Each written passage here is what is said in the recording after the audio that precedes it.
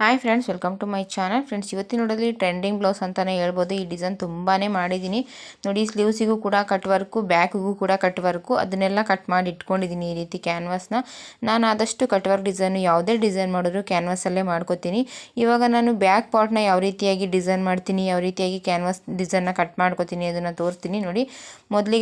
ಮೊದಲಿಗೆ ನಿಮಗೆ ಬೆನ್ನಿನ ಉದ್ದ ಅಗಲ ಎಷ್ಟಿದೆ ಅಂತ ಹೇಳ್ಬಿಡ್ತೀನಿ.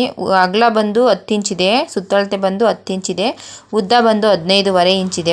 ಬೆನ್ನಿನ ಉದ್ದ 15.5 ಇದೆ ನೋಡಿ. ಈ ರೀತಿ ಒಂದ್ಸಲ ಚೆಕ್ ಮಾಡಿಕೊಂಡೆ 15.5 ಇದೆ. ಇವಾಗ ನಾವು ಎಷ್ಟು ಇಂಚು ಡೀಪ್ನ ಇಡಬೇಕು ಅದನ್ನು ಕಸ್ಟಮರ್ ಬ್ಲೌಸಲ್ಲಿ ನೋಡಿಕೊಂಡು ಒಂದ್ಸಲ ನಾವು ಡೀಪ್ನ ಇಡಬೇಕಾಗತ್ತೆ. ಇದಕ್ಕೆ ಜಾಸ್ತಿ ಡೀಪ್ನು ಕೂಡ ಇಡಬಾರ್ದು, ಯಾಕೆಂದರೆ ಶೇಪ್ ಬರೋದಿಲ್ಲ.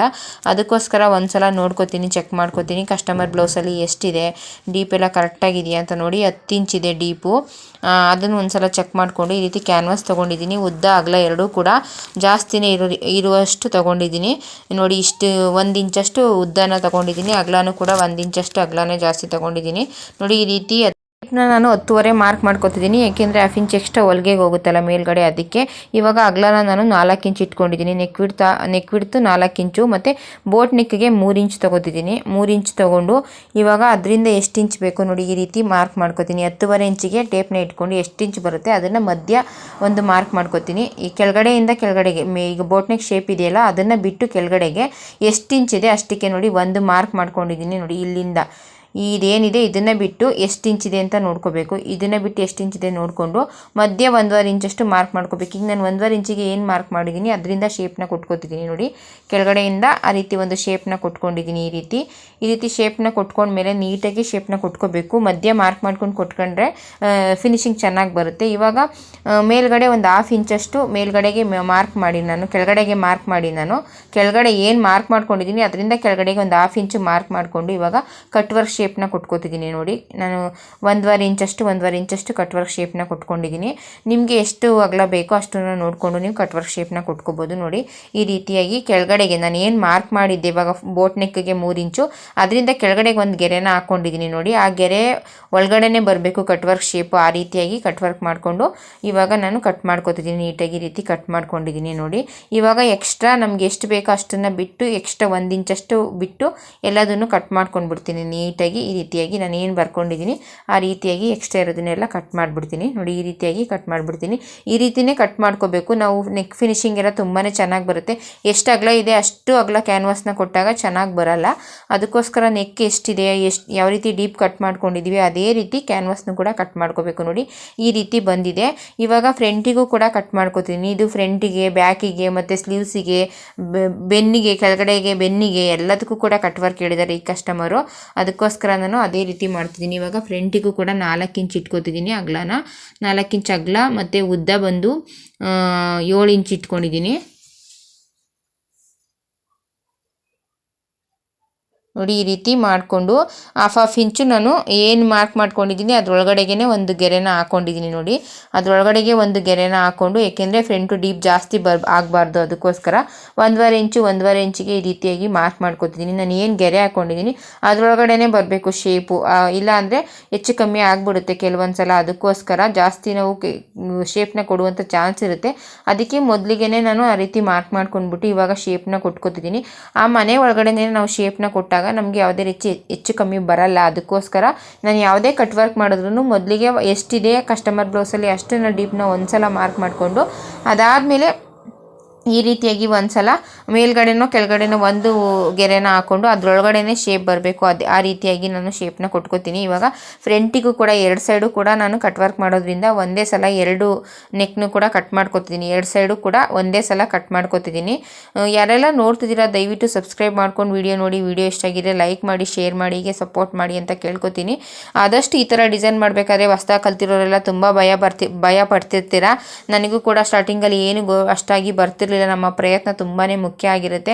ನಾನು ಇಷ್ಟೆಲ್ಲ ಪ್ರಯತ್ನ ಪಟ್ಟು ನಾನು ಕಷ್ಟಪಟ್ಟು ಕೆಲಸ ಮಾಡಿದ್ದಕ್ಕೇ ನನಗಿಷ್ಟೆಲ್ಲ ಬರ್ತಿದೆ ಅಂತ ಹೇಳೋದಕ್ಕೆ ಇಷ್ಟಪಡ್ತೀನಿ. ಯಾಕೆಂದರೆ ನಾನು ಪ್ರಯತ್ನ ಪಡದೆ ಎದುರ್ಕೊಂಡಿದ್ದರೆ ನನಗೆ ಎಷ್ಟು ಕೆಲಸ ಮಾಡೋದಕ್ಕೆ ಆಗ್ತಾನೆ ಇಲ್ಲ. ಪರವಾಗಿಲ್ಲ ಏನಾಗುತ್ತೆ ನೋಡೋಣ ಅಂತ ತಿಳ್ಕೊಂಡು ನಾನು ಸ್ಟಾರ್ಟಿಂಗಲ್ಲೆಲ್ಲ ಬರೀ ಬ್ಲೌಸನ್ನಷ್ಟೇ ನಾನು ಕಲ್ತ್ಕೊಂಡಿದ್ದು. ನಾನು ಯಾವುದೇ ಟೈಲರಿಂಗ್ ಕ್ಲಾಸ್ಗೂ ಕೂಡ ಹೋಗಲಿಲ್ಲ. ಬರೀ ಬ್ಲೌಸನ್ನಷ್ಟೇ ನನಗೆ ಸ್ಟಿಚಿಂಗ್ ಬರ್ತಿದ್ದು. ಆಮೇಲೆ ಎಲ್ಲದನ್ನು ಕೂಡ ನಾನೇ ಪ್ರಯತ್ನ ಪಟ್ಟು ಕಲ್ತ್ಕೊಂಡಿದ್ದು. ನೀವು ಕೂಡ ಅದೇ ರೀತಿ ಮಾಡ್ಬೋದು. ಅದಕ್ಕೋಸ್ಕರ ನಾನು ಹೇಳಿದ್ದು ನಿಮ್ಮ ಪ್ರಯತ್ನ ತುಂಬ ಮುಖ್ಯ. ಇವಾಗ ನೋಡಿ ಮಧ್ಯ ಕಟ್ ಮಾಡಿಕೊಂಡೆ, ಎರಡು ನೆಕ್ಗೆ ಆಗೋ ರೀತಿ ಮಧ್ಯ ಕಟ್ ಮಾಡಿಕೊಂಡೆ ನೋಡಿ. ಈ ರೀತಿಯಾಗಿ ಕಟ್ ಮಾಡ್ಕೊಂಡಿದ್ದೀನಿ. ಇವಾಗ ನಾನು ಬ್ಲ್ಯಾಕ್ ಕಲರ್ ಆಗಿರೋದ್ರಿಂದ ಬ್ಲ್ಯಾಕ್ ಕಲರ್ ಲೈನಿಂಗ್ನ ತಗೊಂಡು ಎಲ್ಲದನ್ನು ಕೂಡ ಲೈನಿಂಗಿಗೆ ಅಂಡಿಸ್ಕೊತೀನಿ ನೀಟಾಗಿ. ಎಲ್ಲದನ್ನು ಕೂಡ ಲೈನಿಂಗಿಗೆ ಅಂಡಿಸ್ಕೊತೀನಿ ಮೊದಲಿಗೆ ನೋಡಿ. ಈ ರೀತಿಯಾಗಿ ಅಂಡಿಸ್ಕೊಂಡು ಐರನ್ ಮಾಡ್ಕೊಂಡಿದ್ದೀನಿ. ಇವಾಗ ಎಲ್ಲದನ್ನು ಕೂಡ ಸ್ಟಿಚ್ ಮಾಡ್ಕೊತೀನಿ. ಎಲ್ಲದನ್ನು ನಾನು ತೋರಿಸಲ್ಲ, ನೆಕ್ ಒಂದನ್ನು ಮಾತ್ರ ತೋರಿಸ್ತೀನಿ. ಏಕೆಂದರೆ ಎಲ್ಲದೂ ಆಲ್ಮೋಸ್ಟ್ ಸುಮಾರು ಕಟ್ ವರ್ಕ್ ಡಿಸೈನ್ ಯಾವ ರೀತಿಯಾಗಿ ಮಾಡೋದು ಅನ್ನೋದು ಒಂದು 2-3 ವಿಡಿಯೋನು ಕೂಡ ಹಾಕಿದ್ದೀನಿ. ಅದಕ್ಕೋಸ್ಕರ ನಾನು ಫ್ರಂಟು ಬ್ಯಾಕು ಸ್ಲೀವ್ಸಿಗೆಲ್ಲ ಮತ್ತು ಬೆನ್ನಿಗೆಲ್ಲ ಕಟ್ ವರ್ಕ್ ನಾನು ತೋರಿಸ್ಲಿಲ್ಲ ನೋಡಿ. ಈ ರೀತಿಯಾಗಿ ಬೆನ್ನಿಗೆ ಸೇರಿಸ್ಕೊಂಡಿದ್ದೀನಿ. ಇವಾಗ ನೆಕ್ಗೆ ಸೇರಿಸೋದನ್ನು ತೋರಿಸ್ಕೊಡ್ತೀನಿ ನೋಡಿ. ಬೆನ್ನಿಗೆ ಸೇರಿಸ್ಕೊಂಡು ಕಟ್ಟೆಲ್ಲ ಮಾಡ್ಕೊಂಡಿದ್ದೀನಿ ನೀಟಾಗಿ, ಮ್ಯಾಚೆಲ್ಲ ಹೊಡ್ಕೊಂಡು ಕಟ್ ಮಾಡ್ಕೊಂಡಿದ್ದೀನಿ. ಇವಾಗ ನಾನು ನೋಡಿ ಫ್ರಂಟಿಗೂ ಕೂಡ ನೀಟಾಗಿ ರೆಡಿ ಮಾಡ್ಕೊಂಡಿದ್ದೀನಿ. ಎಲ್ಲದನ್ನು ಕೂಡ ಫ್ರಂಟು ಕೂಡ ರೆಡಿ ಮಾಡ್ಕೊಂಡಿದ್ದೀನಿ, ಸ್ಲೀವ್ಸು ಕೂಡ ರೆಡಿ ಮಾಡ್ಕೊಂಡಿದ್ದೀನಿ ನೀಟಾಗಿ. ಸ್ಲೀವ್ಸು ಕೂಡ ರೆಡಿ ಮಾಡ್ಕೊಂಡಿದ್ದೀನಿ. ನಿಜವಾಗ್ಲೂ ಈ ಥರದ್ದು ಬ್ಲೌಸ್ಗಳು ಸ್ಟಿಚ್ ಮಾಡಬೇಕು ಅಂದರೆ ಒಂದೊಂದು ದಿನವೇ ಬೇಕಾಗುತ್ತೆ. ಯಾಕೆಂದರೆ ಕೆಲವೊಂದು ಸಲ ಕಸ್ಟಮರ್ ಬರ್ತಿರ್ತಾರೆ, ಮತ್ತು ನಾನು ಇವರಿಗೆಲ್ಲ ಕಟ್ಟಿಂಗ್ ಮಾಡಿಕೊಡ್ಬೇಕು. ಅವರಿಗೆಲ್ಲ ಕಟ್ಟಿಂಗ್ ಮಾಡಿಕೊಟ್ಟು ಕಸ್ಟಮರ್ ಬಂದಂಥ ಕಸ್ಟಮರ್ನ ಮೇಂಟೈನ್ ಮಾಡಿ, ಅದ್ರ ಮಧ್ಯೆ ವರ್ಕ್ ಮಿಷಿನ್ ಇರುತ್ತೆ, ಅದಕ್ಕೆ ವರ್ಕ್ ಮಿಷಿನ್ಗೆ ಬಟ್ಟೆನೆಲ್ಲ ಫಿಟ್ ಮಾಡಿ, ಅದು ದಾರ ಕಳ್ಕೊಂಡ್ರೆ ಅದನ್ನೆಲ್ಲ ನೋಡಿ ನನಗೆ ಒಂದು ದಿನಕ್ಕೆ ಇದೊಂದೇ ಬ್ಲೌಸ್ ಅಷ್ಟೇ ಸ್ಟಿಚ್ ಮಾಡೋಕ್ಕೆ ಸಾಧ್ಯ ಆಗಿದ್ದು. ಕಸ್ಟಮರ್ ಅಮೌಂಟ್ ಕೊಡಬೇಕಾದ್ರೆ ಯಾಕೆ ಅಷ್ಟೊಂದು ಅಮೌಂಟು ಅಂತಾರೆ ನೋಡಿ. ಮಧ್ಯ ಮ್ಯಾಚ್ ಹೊಡ್ಕೊಂಡು ಈ ರೀತಿ ಇಟ್ಕೊತಿದ್ದೀನಿ ನೆಕ್ನ. ಈ ರೀತಿ ಇಟ್ಕೊಂಡು ನೀಟಾಗಿ ಮಧ್ಯ ನಾನು ಯಾವುದೇ ಡಿಸೈನ್ ಮಾಡಿದ್ರು ಕೂಡ ವರ್ಕ್ ಬ್ಲೌಸ್ ಆದ್ರೂ ಕೂಡ ಮಧ್ಯ ಒಂದು ಸ್ಟಿಚ್ ಹಾಕೋತೀನಿ. ಮಧ್ಯ ಸ್ಟಿಚ್ ಹಾಕೊಂಡಾಗ ನಮ್ಗೆ ಯಾವುದೇ ರೀತಿ ನೆಕ್ ಫಿನಿಶಿಂಗು ನೀಟಾಗಿ ಬರುತ್ತೆ, ಯಾವುದೇ ರೀತಿ ತೊಂದರೆ ಆಗಲ್ಲ. ನಾವು ಮಧ್ಯ ಸ್ಟಿಚ್ ಹಾಕೊಳ್ದೇ ಹೋದಾಗ ಕೆಲವೊಂದು ಸಲ ಡೀಪ್ ಎಲ್ಲ ಒಚ್ಚರಿಕೆ ಆಗ್ಬಿಡುತ್ತೆ ಕೆಲವೊಂದು ಸಲ ನೋಡಿಬೇಕಾದ್ರೆ. ಇವಾಗ ನಾನು ಏನು ಕಟ್ ಮಾಡ್ಕೊಂಡಿದ್ದೀನಿ ಕ್ಯಾನ್ವಾಸ್ ಮೇಲೆ ಸ್ಟಿಚ್ ಹಾಕಲ್ಲ, ಏನು ಕಟ್ ಮಾಡ್ಕೊಂಡಿದ್ದೀನಿ ಅದೇ ರೀತಿ ನಿಧಾನಕ್ಕೆ ತಿರುಗಿಸ್ಕೊಂಡು ಶೇಪೆಲ್ಲ ಕೊಟ್ಕೊಂಡು ಸ್ಟಿಚ್ ಮಾಡ್ಕೊತಿದ್ದೀನಿ. ಈ ಥರದ ಬ್ಲೌಸ್ ಎಲ್ಲ ಸ್ಟಿಚ್ ಮಾಡಬೇಕು ಅಂದರೆ ನಾವು ಹೋಗಿ ಚೆನ್ನಾಗಿರುತ್ತವೆ ಟೈಲರಿಂಗ್ ಕ್ಲಾಸ್ನ ಕಲ್ತ್ಕೋಬೇಕು, ಟೈಲರಿಂಗ್ ಕ್ಲಾಸ್ಗೆ ಹೋಗಬೇಕು ಅಂತ ಅಂದ್ಕೋಬೇಡಿ. ನಿಮ್ಮ ಪ್ರಯತ್ನ ಚೆನ್ನಾಗಿದ್ದು ನೀವು ನಾರ್ಮಲ್ ಬ್ಲೌಸ್ ಸ್ಟಿಚ್ ಮಾಡುವಂಥ ಕೆಪಾಸಿಟಿ ನಿಮಗಿದ್ರೆ ನೀವು ಯಾವುದೇ ಡಿಸೈನ್ ಬೇಕಾದ್ರೂ ಸ್ಟಿಚ್ ಮಾಡ್ತೀರಾ. ಭಯ ಪಡ್ದೇ ಪ್ರಯತ್ನ ಮಾಡಿ. ನೀವು ಪ್ರಯತ್ನ ಚೆನ್ನಾಗಿ ದಿನ ಸ್ವಲ್ಪ ಹೊತ್ತು ಅದಕ್ಕೆ ಅಂತಲೇ ಕೊಟ್ಟರು ನಿಮ್ಮ ಪ್ರಯತ್ನ ಚೆನ್ನಾಗಿದೆ ಯಾವುದೇ ಬ್ಲೌಸ್ ಆದ್ರೂ ಕೂಡ ನೀವು ಸ್ಟಿಚ್ ಮಾಡ್ತೀರಾ ಅಂತ ಹೇಳೋದಕ್ಕೆ ಇಷ್ಟಪಡ್ತೀನಿ. ನಾನು ಯಾವುದೇ ಟೈಲರಿಂಗ್ ಕ್ಲಾಸ್ಗಾಗಲಿ ಎಲ್ಲೂ ಕೂಡ ನಾನು ಹೋಗಲಿಲ್ಲ. ನನಗೂ ಕೂಡ ನಾರ್ಮಲ್ ಬ್ಲೌಸ್ ಅಷ್ಟೇ ಸ್ಟಿಚ್ ಮಾಡೋಕ್ಕೆ ಬರ್ತಿದ್ದು. ಇವತ್ತು ಯಾವುದೇ ರೀತಿ ಬ್ಲೌಸ್ ಕೊಟ್ಟರು ನಾನು ಸ್ಟಿಚ್ ಮಾಡಿಕೊಡ್ತೀನಿ. ನನಗೆ ಅಷ್ಟು ಧೈರ್ಯ ನನಗಿದೆ. ನಿಮ್ಮ ಧೈರ್ಯ, ನಿಮ್ಮ ಕೆಲಸದ ಶ್ರದ್ಧೆ ನಿಮಗಿದ್ರೆ ನೀವು ಎಂಥ ಬ್ಲೌಸನ್ನು ಬೇಕಾದ್ರೆ ಸ್ಟಿಚ್ ಮಾಡ್ತೀರಾ. ಭಯ ಪಡದೆ ನೀವು ಪ್ರಯತ್ನ ಪಡಿ. ನಿಮ್ಮ ಪ್ರಯತ್ನ ತುಂಬ ಮುಖ್ಯ ಆಗಿರುತ್ತೆ. ಯಾರೆಲ್ಲ ಈ ಕೆಲಸ ಮಾಡ್ತಿದ್ದೀರಾ, ಯಾರೆಲ್ಲ ಕಲ್ತ್ಕೋಬೇಕು ಅಂತಿದ್ದೀರಾ, ಯಾರೆಲ್ಲ ಕಲಿತು ನನಗೆ ಡಿಸೈನ್ ಬ್ಲೌಸ್ಗಳು ಬರಲ್ಲ ಅನ್ನೋರಿದ್ದೀರಾ, ಅವರೆಲ್ಲರಿಗೂ ಹೇಳೋದಿಷ್ಟೇ, ನಿಮ್ಮ ಪ್ರಯತ್ನ ತುಂಬ ಮುಖ್ಯ ಆಗಿರುತ್ತೆ. ಎದುರದ್ದೇನೆ ಕೆಲಸ ಮಾಡಿ. ಮೊದಲಿಗೆ 1-2 ಬ್ಲೌಸ್ ಹಾಳಾಗ್ಬೋದು, ಆಮೇಲೆ ಅದೇ ಸರಿ ಬರುತ್ತೆ ನೋಡಿ. ಈ ರೀತಿಯಾಗಿ ನೀಟಾಗಿ ಎಲ್ಲದನ್ನು ಕೂಡ ಕಟ್ ಮಾಡ್ಕೊತಿದ್ದೀನಿ. ಸ್ವಲ್ಪ ನಾನು ಏನು ಹೊಲಿಗೆ ಹಾಕಿದ್ದೀನಿ ಅದರಿಂದ 1/4 ಇಂಚಷ್ಟು ಬಿಟ್ಟು ಸ್ಟಿಚ್ ಹಾಕೋತಿದ್ದೀನಿ. ಇವಾಗ ಮ್ಯಾಚ್ ಹೊಡ್ಕೋಬೇಕು ನೀಟಾಗಿ. ನಾನು ಕಟ್ ವರ್ಕ್ ಏನು ಮಾಡಿದ್ದೀನಿ ಅಲ್ಲೆಲ್ಲ ಸ್ವಲ್ಪ ನೀಟಾಗಿಯೇ ಕಟ್ ಮಾಡ್ಕೋಬೇಕು. ಕಟ್ ವರ್ಕ್ ಡಿಸೈನ್ ಚೆನ್ನಾಗಿ ಬರಬೇಕು ಅನ್ನೋ ಆಗಿದ್ರೆ ಜಾಸ್ತಿ ಕೂಳೆನೂ ಬಿಡಬಾರ್ದು.